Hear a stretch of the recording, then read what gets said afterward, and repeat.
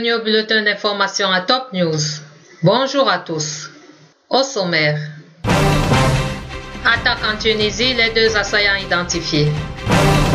Pas de solution à deux États possibles avec le futur gouvernement de Netanyahou. Yémen, Al-Qaïda revendique le meurtre d'un journaliste et responsable des Houthis. Voici les détails. L'armée arabe syrienne a avorté une tentative d'air terroriste de s'infiltrer dans le village de Kafat, dans la banlieue de Hama. Une source militaire a indiqué que l'armée a détruit 2 voitures bourrées d'une grande quantité d'explosifs près d'un point militaire à l'entrée du village. Dans la banlieue de Dara, des unités de l'armée ont détruit 2 repères des organisations terroristes à Gari et à Garbia. Dans la banlieue est de Homs, l'armée syrienne a avorté une attaque terroriste contre le village de Ros Kebiaï, El Assi, dans la banlieue de Rastan et détruit un blindé des terroristes à l'aide de Jihad, selon une source militaire. La Syrie a condamné vivement l'agression terroriste qui a ciblé hier le musée national tunisien et a exprimé sa sympathie envers la Tunisie, pays frère. Elle a présenté ses condoléances aux familles des victimes. Dans un communiqué dont une copie est parvenue à l'agence officielle syrienne Sana, le ministère des Affaires étrangères et des expatriés a affirmé que cet acte terroriste criminel prouve une fois de plus que le terrorisme n'a ni religion ni patrie. Le ministère a réitéré son appel à conjuguer les efforts régionaux et internationaux pour éliminer conformément à la légalité internationale ce phénomène qui menace la paix, la sécurité et la stabilité dans tout le monde. Le ministre libanais des Affaires sociales Rachid Debbass a indiqué au quotidien Al-Liwa que le Liban va demander à la communauté internationale de l'aide financière dans la gestion des réfugiés syriens lors d'une conférence au Koweït le 31 mars. Le Liban va demander 2,1 milliards de dollars, a déclaré M. Debbass au quotidien paru jeudi. Selon lui, cette somme devra permettre au Liban de gérer les problèmes des réfugiés syriens sur une durée de 2 ans.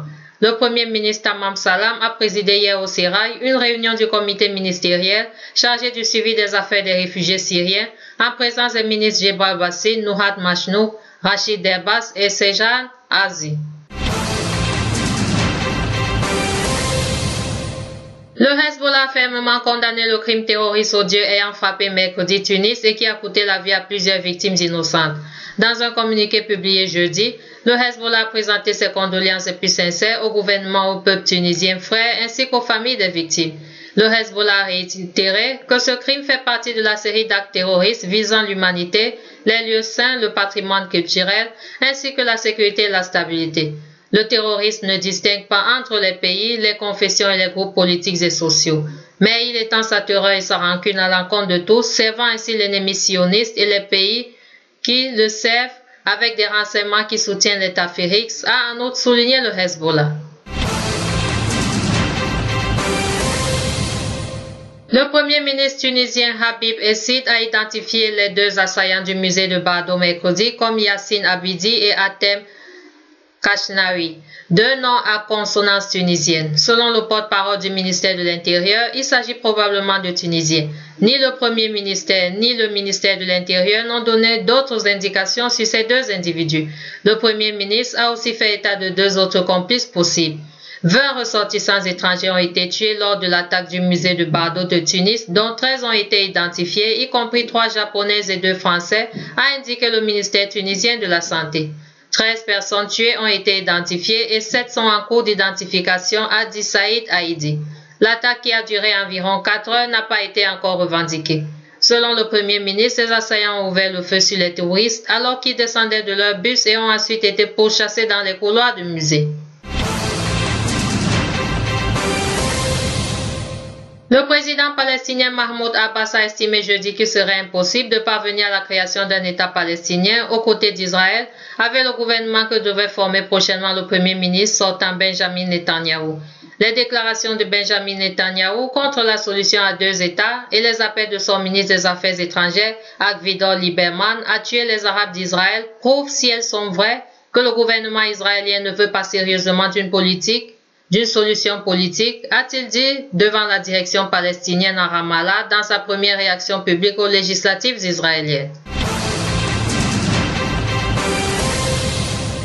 La La branche yéménite d'Al-Qaïda a revendiqué jeudi le meurtre d'Abdelkarim Al-Kiwani, journaliste réputé devenu responsable au sein de la milice chiite des Houthis au pouvoir à Sanaa. Dans un bref communiqué mis en ligne sur Twitter, le groupe Ansar al-Sharia, émanation locale d'Al-Qaïda, écrit que 2 de ses combattants circulant en moto ont tiré sur le dirigeant Houthi Abdelkarim Al-Kiwani à Sanaa, avant de se retirer. L'homme a été abattu mercredi par 2 motocycles armés en plein centre de la capitale, avait annoncé une source de sécurité. Autre titre. Des dizaines de milliers de Russes ont fêté hier mercredi avec Vladimir Poutine au pied du Kremlin le retour de la Crimée dans le giron russe, un an jour pour jour après la signature par le président russe du traité d'intégration de la péninsule à la Russie. De nombreuses célébrations ont été organisées à travers la Crimée, où le 18 mars est devenu jour férié, tandis que concerts et discours se sont succédés au pied du Kremlin, où une immense scène a été installée. Au son des hymnes patriotiques, plusieurs dizaines de milliers de Moscovites, 110 000 selon la police, ont afflué au cœur de la capitale russe. C'est un vrai jour férié aujourd'hui. Nous avons ramené la Crimée en Russie, les gens sont heureux, a déclaré à l'AFP Tatiana, une infirmière de 43 ans. Enfin, les attaques en Irak des djihadistes du groupe État islamique contre la minorité yézidi pourraient constituer un génocide, affirme jeudi un rapport de l'ONU. Le rapport fait état des exactions de l'État islamique depuis juin dernier, meurtres, tortures, viols et enrôlement des enfants contre de nombreux groupes ethniques et religieux en Irak, dont certains pourraient constituer un génocide, a indiqué le Haut Commissariat de l'ONU aux droits de l'homme dans un communiqué.